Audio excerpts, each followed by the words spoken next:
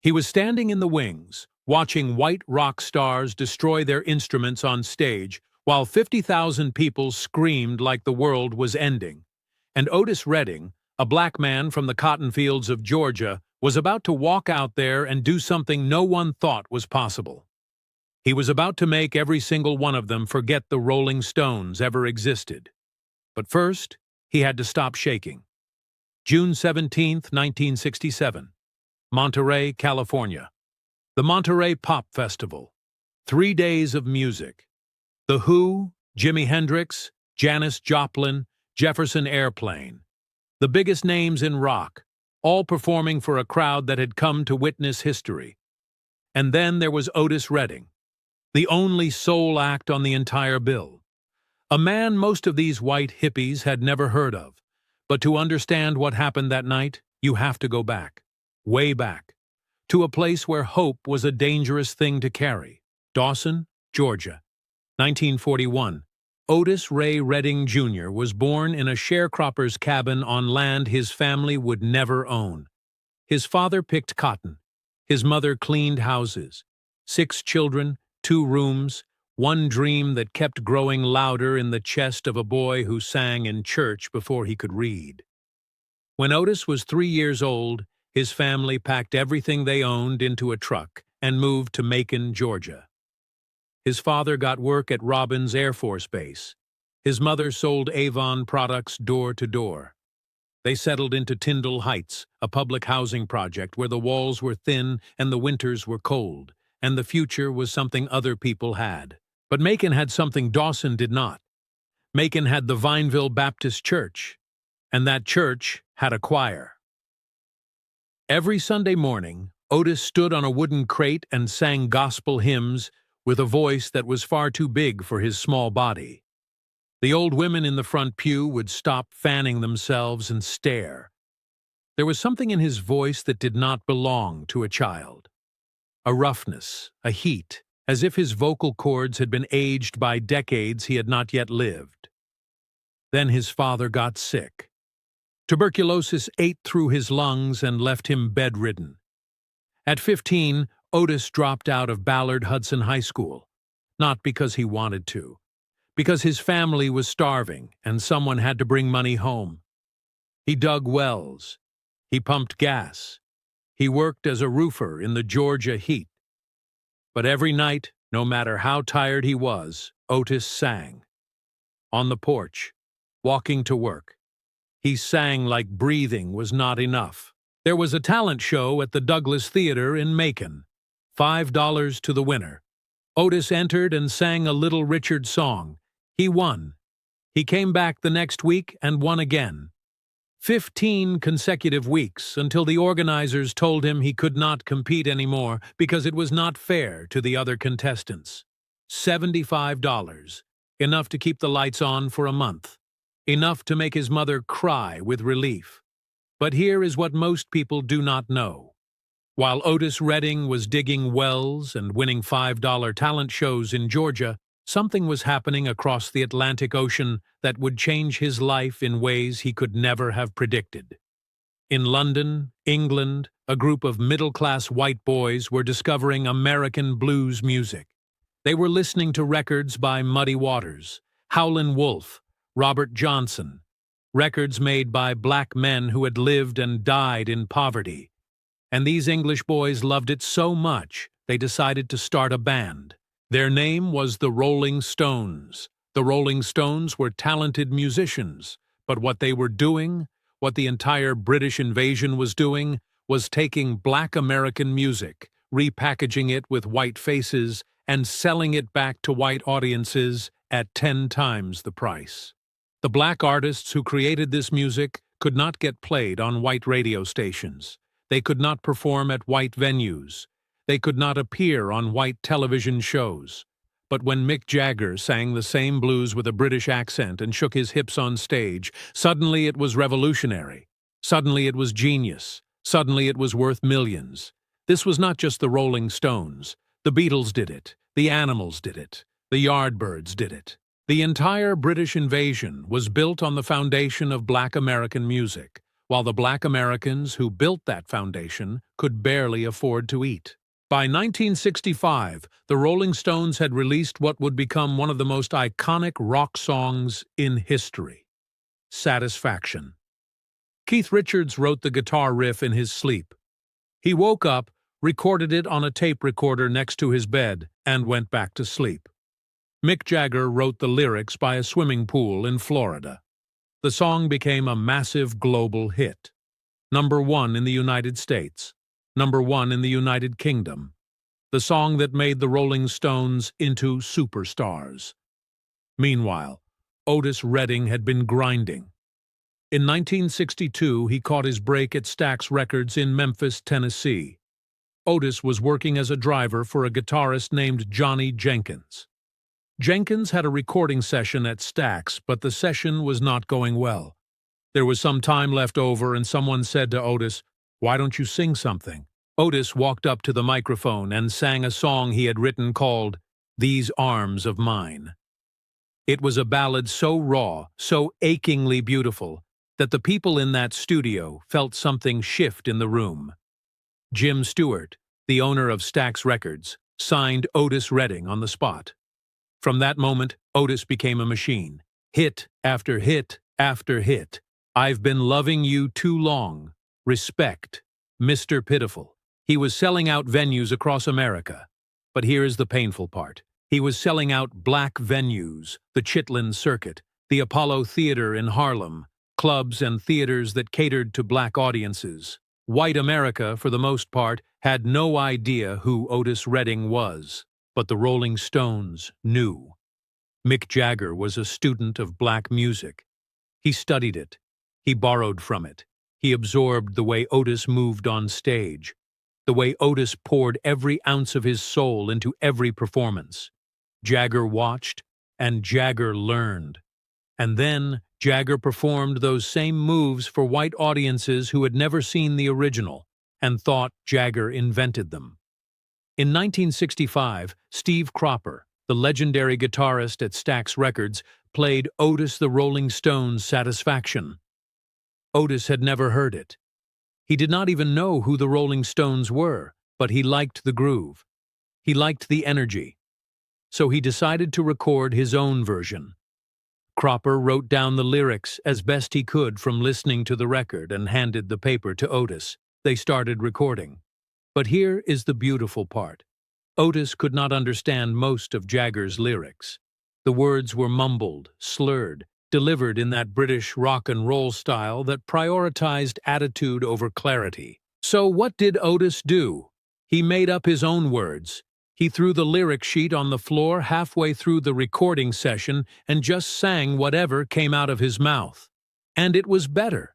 It was so much better that even Keith Richards himself would later say that Otis got it right, and that the Stones version was just a demo for what Otis would do with the song. Think about that. The man who wrote Satisfaction admitted that a black artist from Georgia did it better.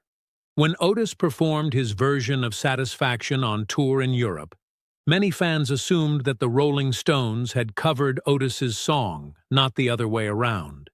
They heard the soul, the passion, the raw power, and they instinctively knew that this was the original. This was where the music came from. But none of this mattered in the world of commercial music. The Rolling Stones were on the cover of every magazine. They were on every television show. They were filling arenas with 70,000 screaming fans. Otis Redding, the man who could sing circles around every British invasion artist combined, was still playing to black audiences in segregated venues across the American South. Until Monterey. The Monterey International Pop Festival was planned in the spring of 1967. It was supposed to be the moment when rock music declared itself a legitimate art form. The organizers, John Phillips of the Mamas and the Papas and record producer Lou Adler, put together a lineup that reads like a who's who of 60s music. The Who, Jimi Hendrix, Janis Joplin, Jefferson Airplane, the Mamas and the Papas, Simon and Garfunkel. It was going to be 3 days of music at the Monterey County Fairgrounds in California. But there was a problem. The lineup was overwhelmingly white. In a festival that was supposed to celebrate the full spectrum of American music, there was almost no representation of the black artists who had created the very genres these white musicians were playing. Phil Walden, Otis Redding's manager, got a call from Jerry Wexler at Atlantic Records. Wexler saw an opportunity. He knew that Monterey could be the moment that broke Otis through to white mainstream audiences. He pushed hard to get Otis on the bill. Otis was nervous. His wife Zelma later said she had never seen him so anxious before a performance.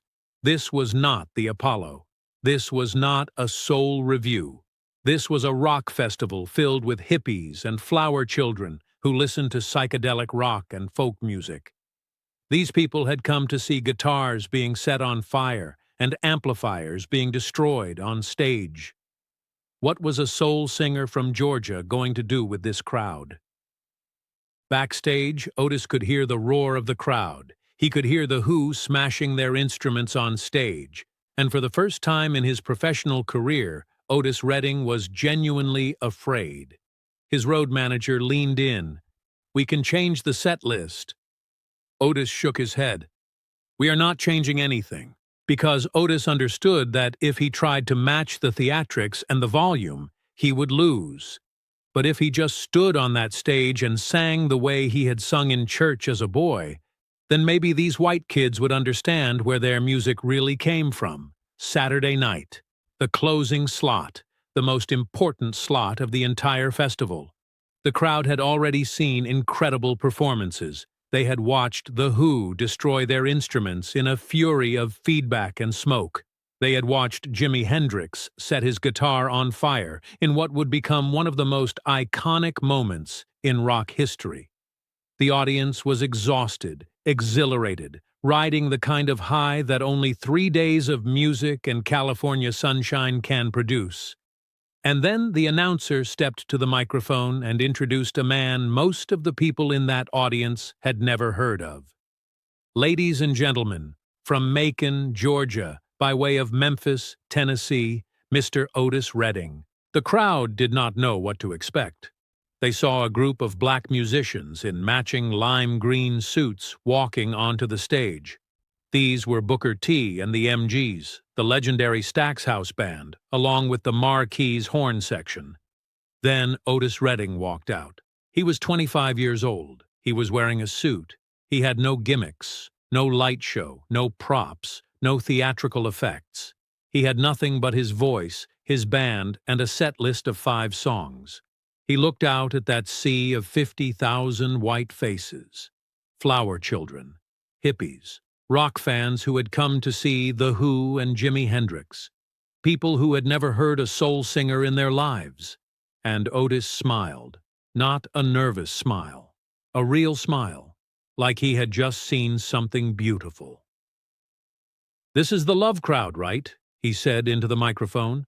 "We all love each other, don't we?" The crowd roared. They did not know where this was going, but they were willing to follow. Otis turned to his band, and then he opened his mouth and sang. No warning, no introduction, just his voice, enormous and raw, filling every corner of that fairground like water flooding a room. He opened with "Shake," a song originally recorded by Sam Cooke. From the first note, something happened. The crowd, these white hippies who had come to see rock bands, went absolutely insane. Otis was not singing to them. He was singing through them. His voice cut through the California night air like a blade. Every word was drenched in sweat, soul, and an emotional honesty that made every other performer that weekend sound like they were pretending. Then came Respect, his song. The song he had written and recorded before Aretha Franklin made it her anthem. At the time, Aretha's version was sitting at #1 on the Billboard charts. Otis introduced it with a sly grin. "You know, this next song is a song that a girl took away from me. A good friend of mine, this girl, she just took this song." The crowd laughed and screamed. They loved it. They were on their feet, dancing, completely under his spell. Then came "I've been loving you too long." And this is where Otis proved he was operating on a different level than anyone else at that festival. The song is a ballad. A slow, aching, devastating ballad about a love so deep it becomes a kind of pain. In a festival full of loud guitars and psychedelic noise, Otis slowed everything down. He took the volume and stripped it away. And in that silence, in that space between the notes, he poured out something so raw, so vulnerable, so impossibly human that the entire audience fell completely still. Thousands of people, many of them high, many of them drunk, many of them who had been partying for 3 days straight, stood frozen in place, hypnotized by the voice of a man from Georgia who was telling them something they had never heard before, not from Mick Jagger, not from any of the rock stars they worshipped, something real. But Otis was not done.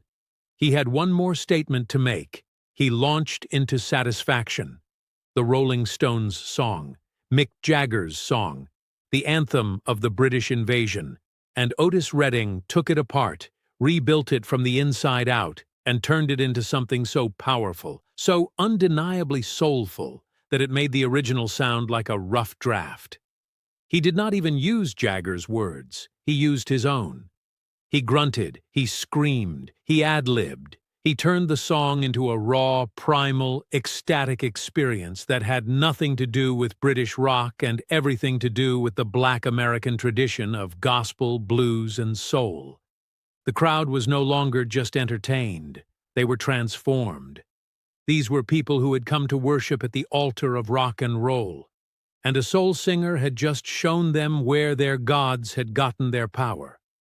And then came the final song, Try a Little Tenderness. The song starts slow, gentle, almost a whisper. Otis is tender, pleading, vulnerable, and then gradually, like a wave building offshore, the tempo increases.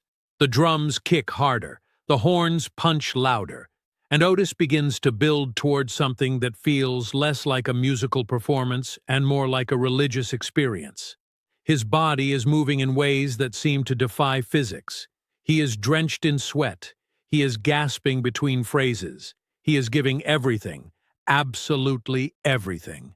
And the crowd is right there with him, screaming, crying, losing their minds. When it ended, when the last note faded and the echo died, the crowd erupted in a way that the festival had not seen all weekend. Not for Hendrix, not for The Who, not for Joplin. The standing ovation for Otis Redding was volcanic. People were on their feet, screaming, begging for more. Backstage, as Otis walked off stage, he was shaking. Not from exhaustion, from something else. Something he had never felt before in his entire life. His road manager grabbed him. "Otis, that was—" "I know," Otis said quietly. And for the first time that entire day, he smiled. A real smile. The kind of smile that only comes when you realize you just changed the world. The reviewers could not contain themselves. The Village Voice called it the most electrifying performance of the entire festival. Rolling Stone magazine covered it extensively. The word spread like wildfire. A soul singer from Georgia had just conquered the capital of the counterculture. Otis Redding was no longer a secret kept by black audiences. He belonged to the world. That Monterey performance should have been the beginning. It should have been the launching pad for a career that would have rivaled anyone in music history. Otis was 25 years old. He was at the peak of his powers. He had just proven that he could cross over to any audience, any genre, any crowd. The entire music industry was at his feet. After Monterey, something shifted inside Otis. He started writing differently. He started thinking bigger. He spent the summer of 1967 on a houseboat in Sausalito, California, listening to the Beatles' Sgt. Pepper's Lonely Hearts Club Band and thinking about where music was going. He sat on the dock of that houseboat, watching the ships come in and go out, and he started writing a song. It came to him slowly, in pieces, a melody, a feeling, a whistled refrain that he could not quite finish. He brought the unfinished song to Steve Cropper at Stax Studios in Memphis. Together they shaped it into something that sounded like nothing Otis had ever recorded before. It was quiet. It was reflective. It was melancholy in a way that his earlier work had never been. It sounded like a man who had seen the mountaintop and was trying to describe the view. They recorded it on December 7, 1967. 3 days later, Otis Redding boarded his twin-engine Beechcraft airplane in Cleveland, Ohio, heading to a concert in Madison, Wisconsin. The weather was terrible. Fog, rain, low visibility. At 3:28 in the afternoon, 4 miles from the Madison airport, the plane went down. It crashed into the frozen waters of Lake Monona. Otis Redding was 26 years old. The song he had been working on, the one he wrote on that dock in Sausalito, the one he recorded 3 days before he died, was released the following month. It was called "Sittin' on the Dock of the Bay." It went to #1 on the Billboard Hot 100. It became the first posthumous #1 single in American chart history. It sold millions of copies. It won 2 Grammy Awards. And it contained something that no other hit song had ever contained before. Silence. At the end of the song, where there should have been a final verse, there was just Otis whistling. He had planned to write more lyrics, but he never got the chance. So that whistle, that hauntingly beautiful, impossibly sad whistle, became the ending. Not because it was planned, because fate would not let him finish. The Monterey footage survived. D.A. Pennebaker's documentary captured Otis's performance for eternity. And in the decades since, that film has done what Otis himself could not do in person, because he was taken too soon. It has shown generation after generation what real music looks like, what real soul sounds like. What happens when a man who grew up with nothing stands on a stage and gives everything he has to a room full of strangers who did not know they needed him until he opened his mouth. The Rolling Stones went on to become one of the biggest bands in history. Mick Jagger became a knight. They made hundreds of millions of dollars. They played stadiums until they were in their 80s. And to their credit, they never denied where their music came from. Keith Richards openly said that Otis's version of Satisfaction was the definitive version. Jagger called it one of his favorite covers. Ronnie Wood admitted that the Stones' own live performances of Satisfaction were based on Otis's arrangement, not their own. But there is a deeper truth here that goes beyond the Rolling Stones and Otis Redding. The story of Monterey 1967 is the story of an entire era of music.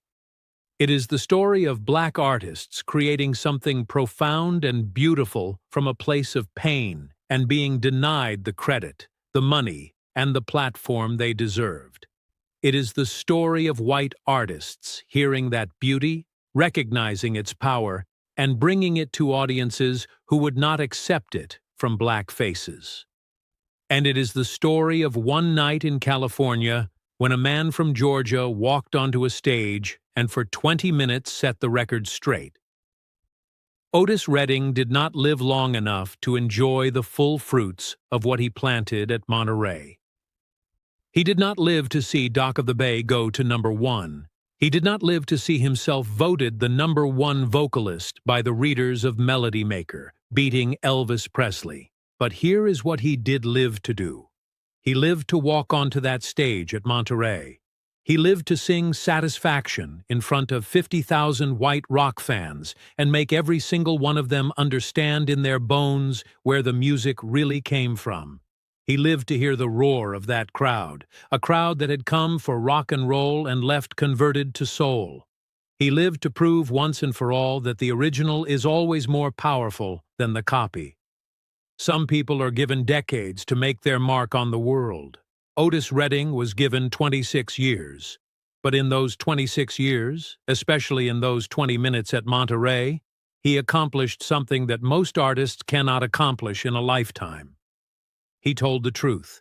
And the truth when it is sung with that much conviction, that much heart, that much raw and unfiltered human emotion, does not need a long time to make its point. It just needs one moment, one stage, one voice, and the world has never forgotten.